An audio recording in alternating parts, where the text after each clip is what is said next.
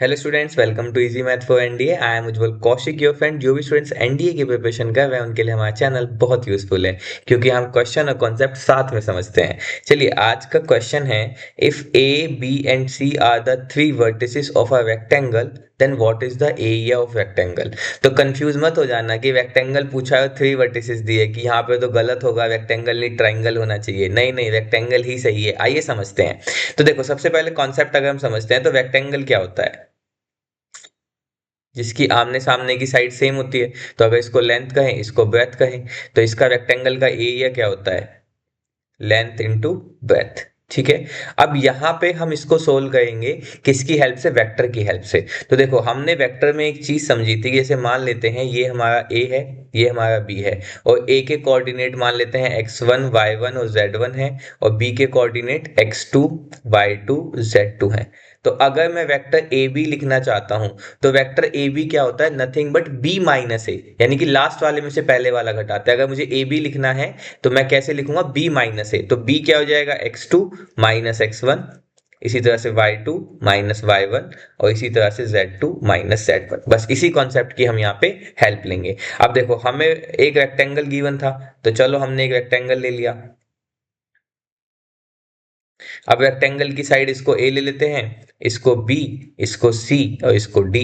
अब हमें क्या गिवन है कि जो ए है उसके कोऑर्डिनेट है 1 2 -1, जो बी है उसके कोऑर्डिनेट है 2 5 -2, और जो सी है उसके कोऑर्डिनेट है 4 4 -3। अब क्योंकि ये रेक्टेंगल है तो ये लेंथ इसके इक्वल होगी, ये वाली लेंथ इसके इक्वल होगी। तो चलो ए बी लेंथ निकाल लेते हैं। तो ए बी कैसे निकलेगा, ए बी निकलेगा बी माइनस ए करके। तो b माइनस ए करेंगे तो यानी कि 2 -1 1, 5 -2, यानी कि चलो मैं लिख ही देता हूं, कभी आप लोगों को कंफ्यूजन हो। तो ए बी को कैसे निकाल रहे हैं, 2 -1, 5 -2, -2, और माइनस ऑफ -1 यानी कि प्लस का 1। ठीक है, तो ये आ गए ए बी के कोऑर्डिनेट।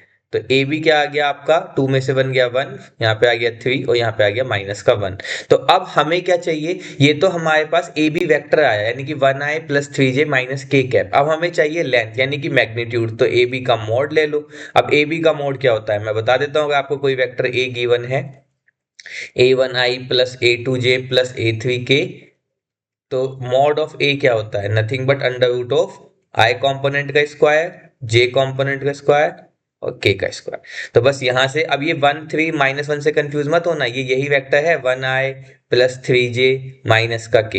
इसको लिखने का तरीका मैंने कोऑर्डिनेट फॉर्म में लिखा है। ठीक है, तो यहाँ से मॉड क्या हो जाएगा, मॉड ऑफ 1 का स्क्वायर 1, 3 का स्क्वायर 9, -1 का स्क्वायर 1। तो यहाँ से ए बी की लेंथ आ गई अंडर रूट 11, है ना। चलो, अब इसी तरह से हम निकाल लेते हैं बी सी की लेंथ क्या आएगी। तो अगर हम BC निकालना चाहें तो BC क्या होगा, C माइनस बी। तो C है 4 -2, 4 -5 -3 प्लस का 2। तो यहां से BC आ जाएगा 2, और माइनस का 1, और माइनस का 1। तो मैग्नीट्यूड ऑफ BC क्या आ जाएगा, under root of 4 plus 1 plus 1। तो मैग्नीट्यूड ऑफ BC आ गया नथिंग बट अंडर रूट 6। तो अगर हम इसको लेंथ कहें, इसको ब्रेथ कहें, तो एरिया क्या आ जाएगा, area is equal to L into B, यानी कि under root 11 into under root 6। तो ये आ जाएगा स्क्वायर रूट ऑफ 66, ये इसके अंदर चला जाएगा। तो square root of 66 is our right answer. Option C is our right answer. I hope you are able to understand the video. If you still have any doubt, you can ask to me into the comment box. Thank you very much. Please subscribe to the channel. Be happy.